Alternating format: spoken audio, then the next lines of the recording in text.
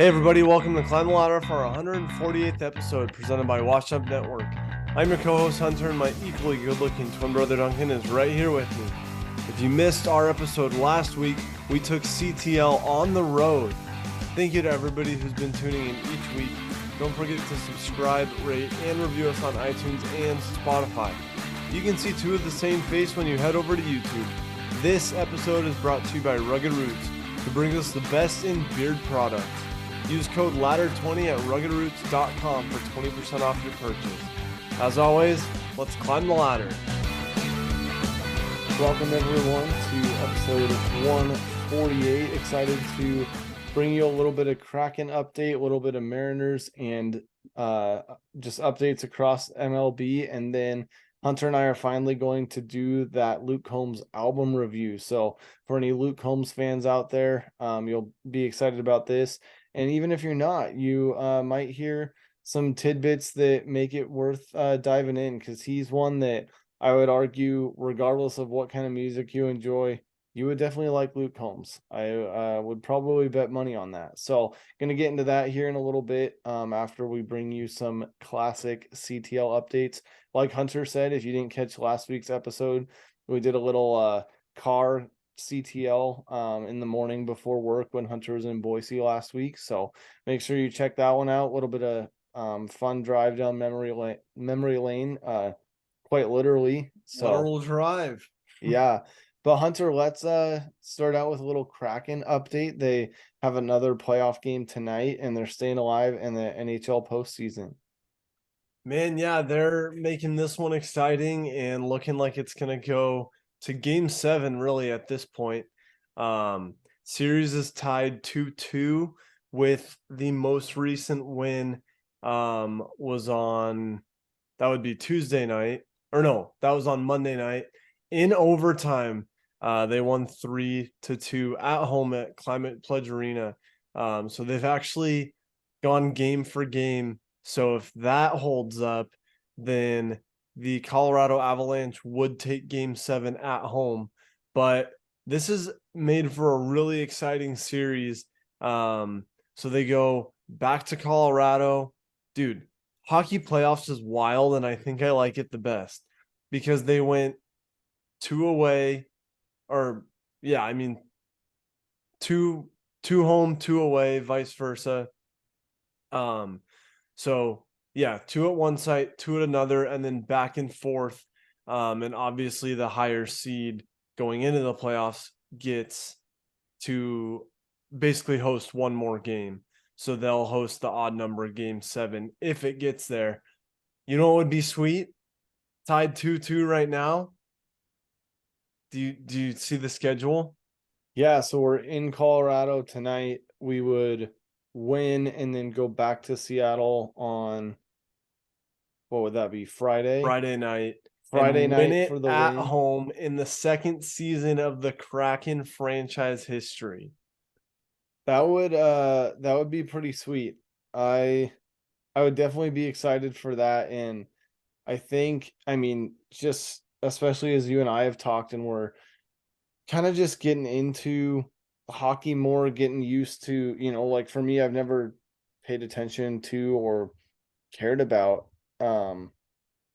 like playoff hockey and how it works, and we're so familiar with the other main sports, but to pursue that Stanley Cup, and really, I mean, it's super cool too, being just the second year. But yeah, it looks like we would play Dallas or hockey logo trivia here. I'm not sure.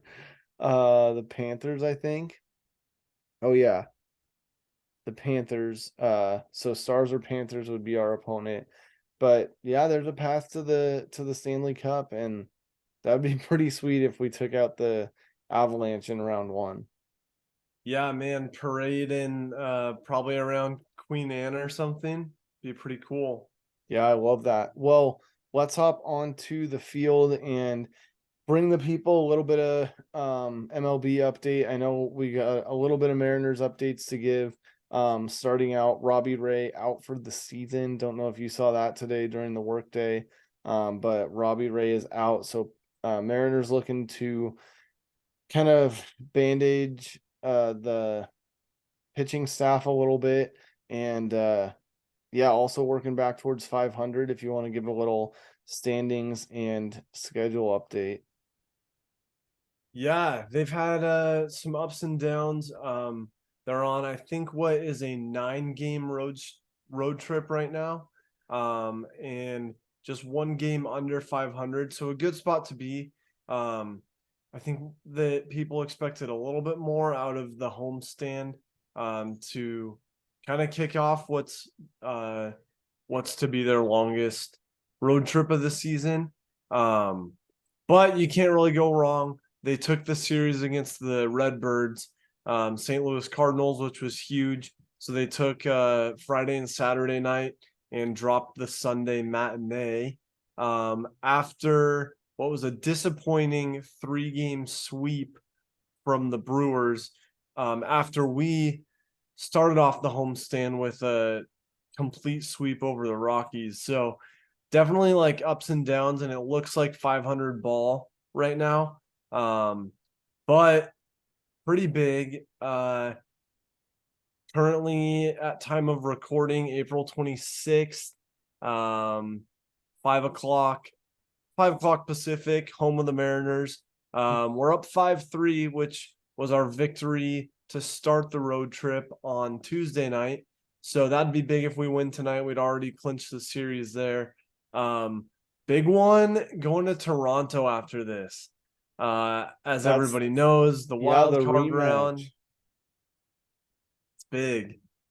Yeah, what do you think? I mean, I'm sure hard feelings will have been kept over the last 6 months. Probably some boos for any players that were there last year. Do you think fight potential, or is Toronto classier than that? What are we thinking? I would hope for respect.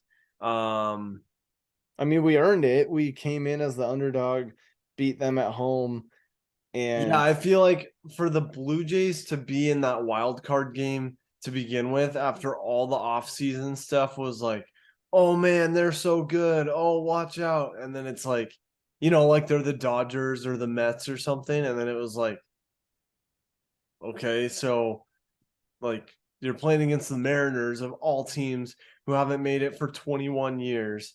So I don't know. I feel like they put themselves in that position anyway, and then they had home field advantage too. Like everything was stacked up in their favor. I forget what the odds were, but the Mariners were like next to nothing to move on. So I would hope they should just tip their cap.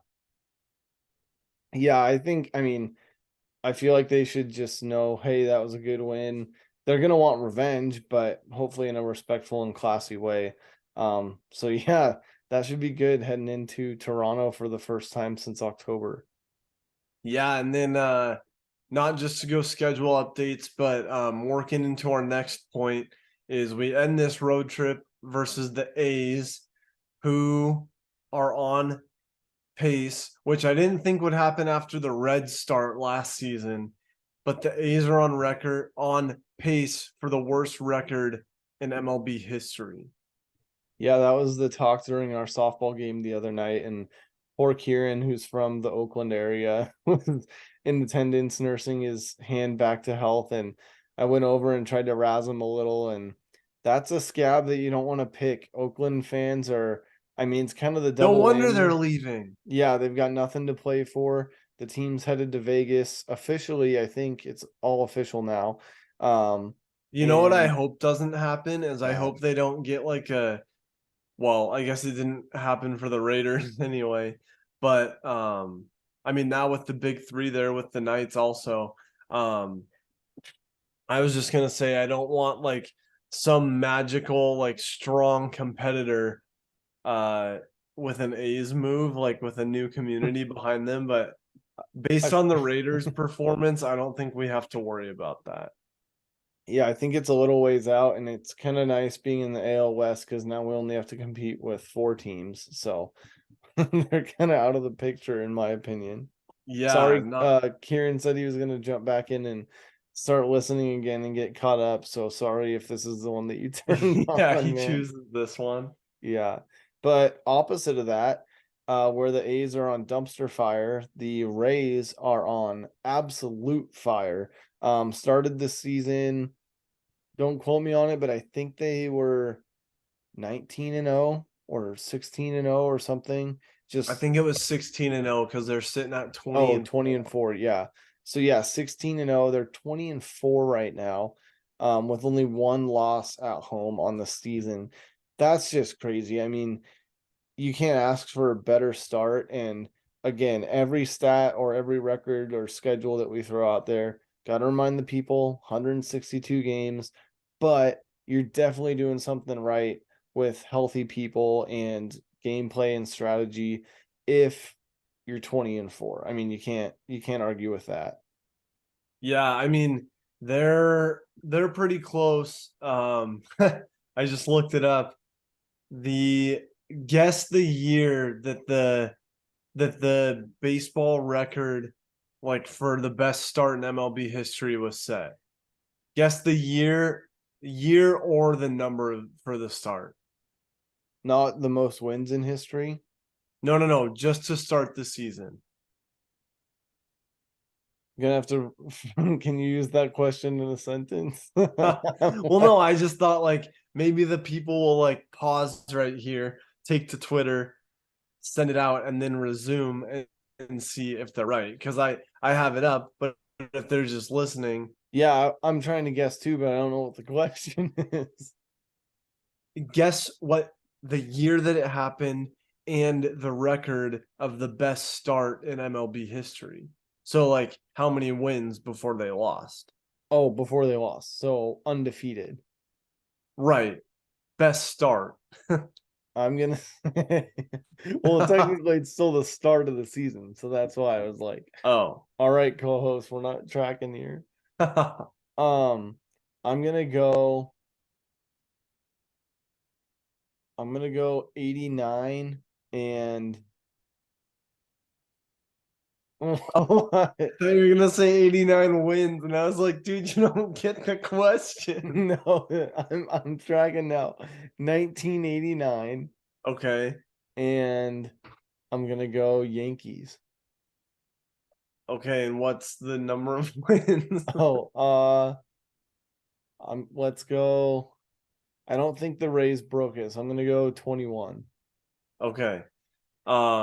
I thought we were like maybe shaping up for a new segment or something, and like we will never play this game again. Crash and You burn. were close with 80 Okay. until you said 19. So Oh, little fun fact. 1884 by the one and only St. Louis Maroons, who got off to a what? You said 21? No, a 20-0 start. wow. So was this the next closest, or can you see has anybody been between 16 and 20? Yeah, let me see. I mean, even winning 10 games in a row in Major League Baseball is crazy because for anybody out there, your favorite team could be the Rays, and you could lose on a bad day, bad pitching, bad hitting, whatever it might be. You could lose to the worst team in baseball, and there's really no explanation for it. So it's kind of crazy that, I mean, baseball's just built that way. It's kind of fun. Yeah, that is crazy. Yeah, I'm still looking for it. Did they only make it to 13-0? I think so. All these articles end on uh like they end on April 13th. So they Oh, must have dang. lost after that. Tough. 13-0. 13 and counting. But they were the first team since 1987 to even start a season with 13 in a row. So that's huge. Wow, that's pretty solid. But so the Braves in 82 and the Brewers in 87, and one of those teams lost the NLCS and the other missed the postseason. So Wow. So yeah, it's not how you start. how you finish? Dang. Well, yeah, we'll definitely keep our eye on the Rays, see how long it takes for them to get double-digit losses. Yeah, that's fun regardless. Yeah, definitely. Well, let's do a little 1 minute beer league softball update. I know you've got a game tonight. You're about halfway through the season already. Halfway tonight, yeah. How are the boys looking? Well, I missed my first game of the season last week with my trip to Boise, as the people know. We were together for a couple good, fast, just quick days, but it was packed. So, well, I guess an update. I don't think we recorded. I forget when we recorded last time, but the last game I played 2 weeks ago, we mercied them 21 to, was it 21-1? Oh yeah, it was. I think so. So that one felt good. And then the boys couldn't hang last week and dropped it 16-4. So we're looking to bounce back.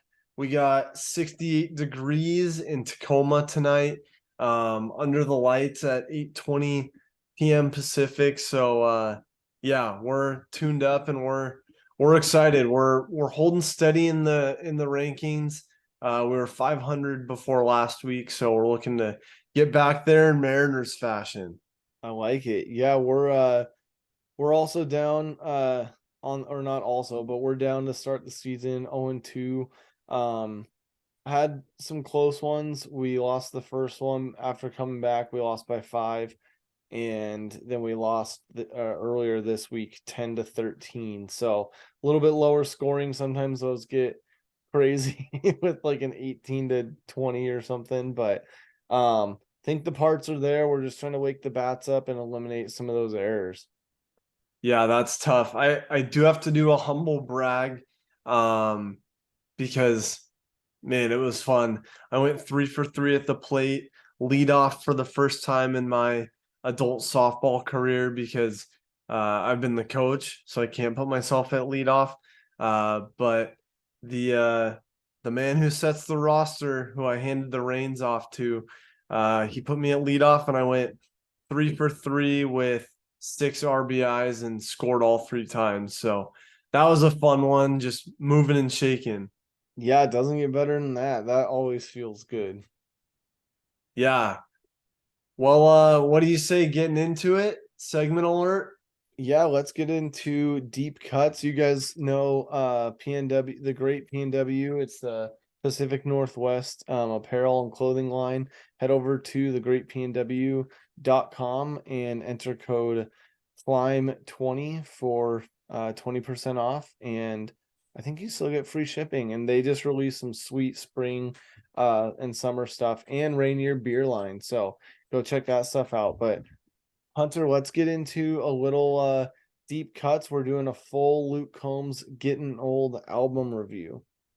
Man, can't believe it. We've kind of teased it for a little while, and yeah, we're excited it's here. And what do you say? Kick it off. Yeah, so for everybody out there, Luke Combs, this was his 4th studio album, if I'm thinking about it right. One of our favorites, if not our all-time favorite. I mean, he's just everything he touches is gold. I think he could send any song to radio and it would go number 1. But it's cool because that's not what it's about for him. He's such an average dude, such a family guy, and this album really reflects that. So I have our top 3 songs on here, but I want to hold out a little bit and wait towards the end so we don't reveal, what our bias of our favorite songs are. So I'm going to go right off the bat. What song do you think has just the best lyrics, the best lyrical content in a song? Could be a line that stands out, or as a whole, this this particular song just is the best lyrically put together. Wow, I wish that I would have had these categories as I listened. Yeah, Because now I you feel like, gotta go well, off I the just feel memory. like without knowing them, I might double up on a couple. Mhm. I mean, off the bat, without thinking about it, like to that question, I think lyrically, is See Me Now, because that, like, the meaning, not like just a line, but like the overall song meaning, I think without thinking about it too much, that does it for me. Yeah, I'm trying to not think about it too much and trying to spread the love too. So I do like that. See Me Now is definitely one of my favorites. I'll talk about that one more a little bit later. But I'm gonna go with You Found Yours because for anybody that hasn't listened to that one or hasn't gotten the full lyrical content of it, You Found Yours talking about the dog that you found, and then of course the girl and the meaning of life, and it's just kind of this progression of really that attachment, like when you know, and I love that one. That's definitely a sleeper for me on there. I do have a runner up, just thinking of like the lyrics and the meaning, and every time the chorus comes around on the beer, the band, and the bar stool. First of all, the alliteration with three B's like that, but it's saying one will do this, one will do this, one will do this, and it's up to you to interpret. And you think like it's your friends, like the band, the beer is gonna get you through it, and the bar stool, but also they're pretty much interchangeable. So like the meaning behind that and the lyrics there, like I love stuff like that. Yeah, that's a good call. I do love the alliteration, and I think that that's a good kind of slower progressed And song. early on the track, on the album, song number 5. So I feel like, Luke Combs has his styles and his sounds, and he kind of cycles through them. It's not like a progression, like Hardy, goes through life on Mockingbird and the Crow, and then kind of ramps up and then just rock, which, like, that's an album style. There's an art to it. But I feel like Luke Combs, like, goes through it, and he does kind of carry on from growing up, obviously, with the transition song lead off to the album, growing up and getting old. But then I feel like in a certain way he goes like a progression of growing up, but also I feel like he still cycles you through it. Yeah, it's not all at once. He kind of spreads it throughout and kind of leaves you wondering what's next, especially through Yeah. he doesn't give it all away in the titles either, which is kind of cool. Like, could you imagine if which we should do this sometime. I think it would probably be impossible, but a brand new album, something that we're looking forward to like this, is everybody knows not to put shuffle on an album. You go top to bottom, but to not have the album open on your computer or your phone to look at any of the song names, any of like what's next, and you just click play and you can only listen to it, because there's so much, I think, like preface thought that goes into, like, I wonder what, like, a song was born, or where the wild things are. Like, you think, oh, what's that going to be, or what's going to follow this song, but to not even know and just take you on a journey, that'd be pretty cool. Yeah, maybe we give that a shot or kind of a test run just for like a Texas country or someone who's up and coming that we Justin don't Moore's even. coming up Yeah, that's true. I was on thinking like Stray Dog. one that's out that we just don't even know much about them, so we don't really know their style. That could Yeah, be even true. just a good experiment, so then we can do it for yeah, Justin Moore's coming out soon too. Moving through the categories, best sound in or melody, overall sound. I think you should lead this off.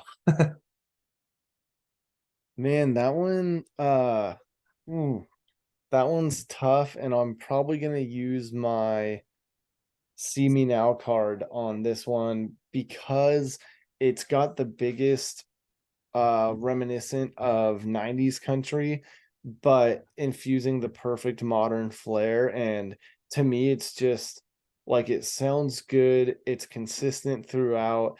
Um, it's very pleasing as you're listening to it, and I think obviously the lyrics are a big part of it. That was your pick on that one. But sound, I love when that one comes on from the very start. Man, I like that. I like it a lot.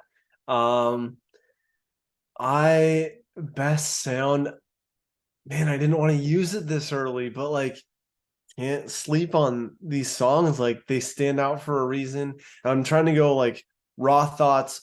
I don't know the categories ahead of time. You came up with it. Got to go with growing up and getting old. It's the classic, like the Luke Combs sound, the passion you can hear. Like the chorus hits and he just ramps up. Um, but like the background, like I'm just trying to think of it and hear it, and like it sounds really good, really put together. But that crescendo, I think, going into the chorus, that's one of my favorites. So best sound. I might take a runner up on that. But I also don't want to use any of my other cards. So I think I'll leave it at that and hit your next category. Yeah, I'll agree quick on growing up getting old. Classic Luke Combs sound, and one that I don't think will ever get old because he does it in the only way that he could do it so And you well. can feel it too, like you know where it's coming from. Yeah, and he's in it. He is growing up and getting old, so it's Yeah. perfect timing in his life, early 30s. Um, all right, I'll let you take this one. Biggest jam. Like if you were to just go through the 18, you're like, yep, it's the jam. You can't deny it. Man, I'm trying to think of like different from radio sound, you know? Hmm. Uh oh, honorable mention. I think I'm surprised you didn't take this one for best lyrics was Five Leaf Clover. I almost did, and at the last minute, I went, you found yours. So if I had an honorable mention, it would have been that one. Yeah. Man. Um I feel I don't know why I'm just drawn to the beginning of this album. Like it's all so good, I feel but like I have one that I think you'll say, but I'm curious if you'll land on it. I mean, I have to say I was surprised by this, which again, looking through the track list and being so excited, but like you know what you're gonna get with growing up and getting old, and like that song is one of my top, which we'll get into. But Hannah Ford Road follows that, and I'm gonna have to take that as the biggest jam. This album is less like drinking songs like Beer Never Broke My Heart, One Too Many, um, or like My Kind of Folks. Like those are all from past albums, just like good drinking songs, obvious jams because they go hard and they're meant to be feel good party, crank it up songs. This song, like it makes you reminisce, and man, it's good. Like the story that he paints, you're like, wait, what's gonna happen next? Where's the old man? Like, where's the house? What kind of trouble did they get into? And then you start thinking, and it's like, yeah, it's cool. I don't know, like fast paced, like good kind of rocking behind it. I like it. Yeah, and really the only one, like you were saying, that sticks out in that category because the notion of growing old is a little bit more subdued and a little more, they're not all like sad and serious, but it is a little bit more, pulled back. And so that would be mine too. Because you can't deny like the fast pace and it's more rock-ish, I would say. A little more, Yeah. you know, So you are picking that one? yeah, I'd go with that one. The one that I thought you might go is back 40 back. Not as much of like a up tempo, but I know that you had mentioned that the other day. So Yeah, that's good, but I wasn't was just sure. thinking more like crank it up tempo, like just in the Friday. same way of like One Too Many is arguably his like biggest like jam song. Yeah, I Um mean, most of his past albums have had half or more. So yeah. this I one, that's why Hannah Ford Road stuck out to me for yeah. this category. If you were gonna pick a different one than me, I thought maybe a sleeper because he kind of goes like a little bit. I feel like he winds the album down. Like Fast Car, then Tattoo on a Sunburn, then Five Leaf Clover, and then you think like, okay, like it's about done. Boom! Fox in the Hen House is like that's pretty hard. Yeah, I'd say that's definitely a jam. The other one, if I were to go different from you though, and you have to think on this one a little bit, is A Song Was Born. Um, Starts out kind of more of like a head bobber at the beginning, but then the chorus picks up. So it's not out of the gates like Hannaford Road or like most of his, but True. yeah, Fox in the Hen House is it, that's kind of just in the category of goes hard. Yeah, I like that. All right. Second to last, third to last. And you kind of already started going into it. Biggest sleeper as a whole. Biggest sleeper. I mean, I feel like we'll both talk about this one a couple times coming up because I think a sleeper could also be a top three, but it depends how people see it. Like, That's interesting because I didn't think about it until you started saying because you that. probably know what I'm gonna say. Okay, Uh, for this go biggest sleeper outside of the top three. okay, that's a good that's a good thought because like you think of songs that won't be on the radio, um, but then it's like I mean this could be like one of the all-time great songs that never finds Mhm. airwaves. Like I always think Um, of like Angels Working Overtime or Every Little Bit Helps. Like or the Blue ones Collar that, Boys. yeah, those ones that never see the light of day, but it's like, man, it's amazing. Yeah. So yeah, And for it's not even this, trying to be like a hidden track. It's right. just like there's too many other options. Yeah. So Okay. my two, or do you want it? No, go for it because I need to think outside of top three biggest sleeper. Hmm. So I have two, and they're on either end of the spectrum. One is Fox in the Hen House because it's towards the end of the album, so you feel like you're kind of winding down, sandwiched between some more kind of serious songs.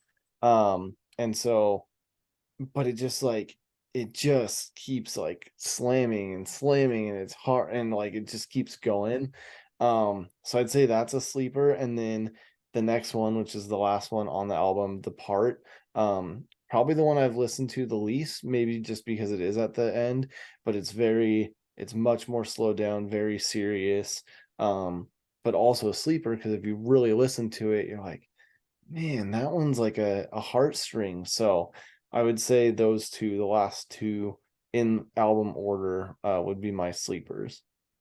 Well, I'm glad you took both of ours.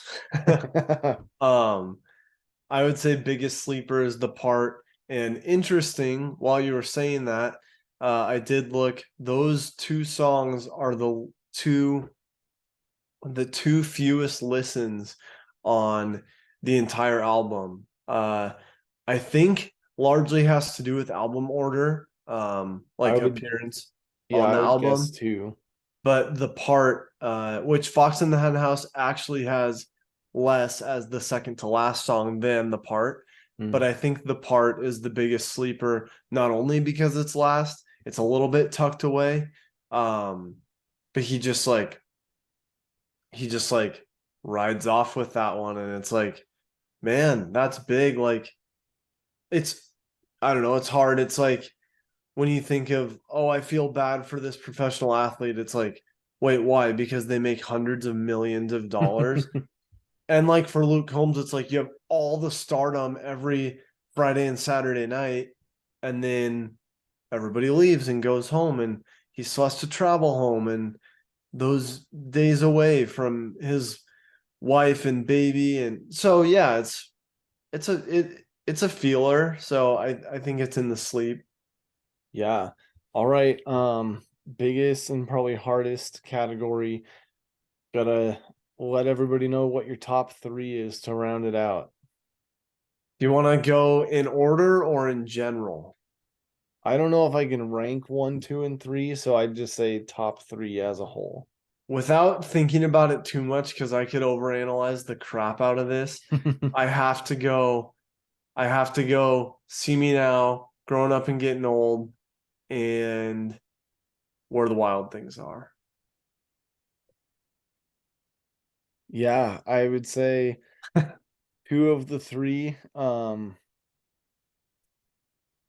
And I've been going kind of back and forth on like what's the third, what's the honorable mention, but Where the Wild Things Are, definitely like one of my top of all time across, genre and artist. That song is just like it's just crazy, like what they were able to do in, like a 3.5 minute song. So Where the Wild Things Are, See Me Now, I've liked that since the acoustic version during COVID. I think that that's a home run and good sound, tells a kind of a cool story. And then one I've just liked from the beginning, Five Leaf Clover. Love that song. I think it's so clever, it's so creative. It's also very relatable, I would say, for a lot of people. Um, so yeah, I know there's a lot left out on there, but that'll go my top three. Yeah, I like it. I mean, can't go wrong. And people might wonder why I didn't put Where the Wild Things Are in any of the other categories. I was just waiting to see, like, again, not knowing what the categories would be. Um, but That's still why a top. That's why I took it out of the sleeper category, because if you're going Yeah, purely lyrics, that's the biggest sleeper. Because it hits you. If you haven't yeah. listened to it, just go listen to it and you'll see what we're talking Because about. like that song won't be on the radio, but Mm, it's gotten so much traction. I mean, I was gonna save this till the very end, but he does have three songs currently climbing inside the top 50 right now. One of them, which we haven't given any love to, but is definitely worth it, is Tracy Chapman's Fast Car. Mm, I don't know if his streak is still going, but since he released it, he was getting over 1 million streams per day on Spotify. It's his number one geez. song on Spotify right now. And for anybody that doesn't know, on radio you have to officially like send and promote a song to radio. And I think Love You Anyway slightly edged out Five Leaf Clover, but those are Yeah. both climbing like 3 or 5 spots apart. And then Fast Car just entered the radio stream charts as well. So he has three songs climbing on radio right now. Yeah, it's interesting. Yeah, I don't know. I I think Love You Anyway, since that was a single, it takes like the surprise element out of it for me. Because it's so good, but also I think it's a lot, love songs like they Yeah, hit. Luke rocks ballads and he Yeah, always will. exactly. And he has said too, I've seen him say that he prefers those kind of songs, which is kind of funny compared to all the sounds that he has, but he rocks them. Well, and like for example, Riley Green has openly said like I don't really do love songs because I haven't Yeah. had that part of my life yet. And so it's cool that like whether an artist writes it or not, they're performing it and that performing has to come from a place. Yeah. And it's very authentic with him. Yeah. Where the Wild Things Are, I think is the first song that Luke hasn't co-wrote, that he's put on one of his 4 albums. But I mean, he sings it like it's his own, and I think it's one of the greatest songs ever Yeah, I performed. had so many people asking me, "Wait, who's his brother? What happened to his brother?" Yeah, Like he's an he only sings it child. like it's his song. Yeah, and he's an only child, which is kind of cool. Yeah. Last one that I thought of, say Getting Old did not come out and we only got 4 songs in a deluxe version of Growing Up, because that was a possibility. Um, so maybe not like the best 4 or your top 4, but what 4 on this one out of 18 would have gone best with Growing Up? Interesting. That wasn't how I thought that the question was when you wrote it down. I thought you meant which 3 songs from growing up go best with getting old. Oh, interesting. Uh, I guess you could as do like, that too, but I was thinking because that one came first. I like it. I like the deluxe thought. Because You'll have that's to what go I thought it first. might be. I thought he might call the deluxe album because he always changes the name. But Yeah. You'll have to glad that go we got the first full because one.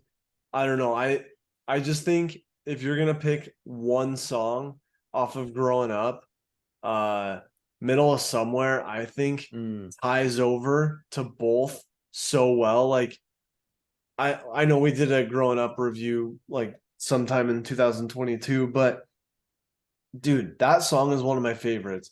Like growing up, you feel like how big is this world? Like it's massive outside of my little tiny small town, but I'm in the middle of somewhere. Like it still matters. It's not the middle of nowhere. Like it's everything to me. And I feel like that can be true the same way. Like when people grow up and they're like, man, I just want that feeling. I just want like small town. I want my hometown. Uh, so that's how I thought of that. Yeah, interesting. I haven't really thought about this at all, but I'm gonna say, I mean, he had quite the variety going on growing up. I would say it was less consistent of the growing up theme as getting old is, being consistent. Um, because I had a lot of different sounds and kind of styles. I'd say if there's four songs, growing up and getting old, see me now, and I want to say it's hard because I'm trying to imagine never hearing some of these, Yeah, but I feel like my song will never die might have to be on there because it kind of slowed it interesting. down a little bit. Um, Interesting. See, wow, I think, hmm. yeah, I think I took a different approach. Well, I know I did initially, but my three that would be the best with growing up if this became a deluxe album. Also, side note, could you imagine growing up coming out and then a deluxe album came out and it added like three or four more songs and he literally still had 14 songs of gold that he was just sitting on? Well, some of these are 5 or 6 years old, and they said there's a lot that didn't make this one. So I know he's got, like, if you think about some of these being 5 or 6 years old, there's two albums that he didn't put any of these on, That's crazy. waiting for the right time. The I fourth, mean, Justin Moore has said stuff like that too. yeah, they just have a vault. I do want one more, just to make it four. And so I'll say either You Found Yours or Take You With Me, because I feel like that's kind of the more mature side of growing up. Yeah, I'm gonna go with growing up and getting old like you did because I feel like on the growing up album, it's largely about growing up, and you can throw that on there like, hey, this is what's gonna happen, or this is what I hope is gonna happen. Like you and I's life right now is like, yeah, this is pretty much what we hoped for and probably expected in some sort, maybe I don't know, like for the most part, probably. And it's like, hey, that's the progression of life, like the American dream. Like this is the road we're going down. So I like that.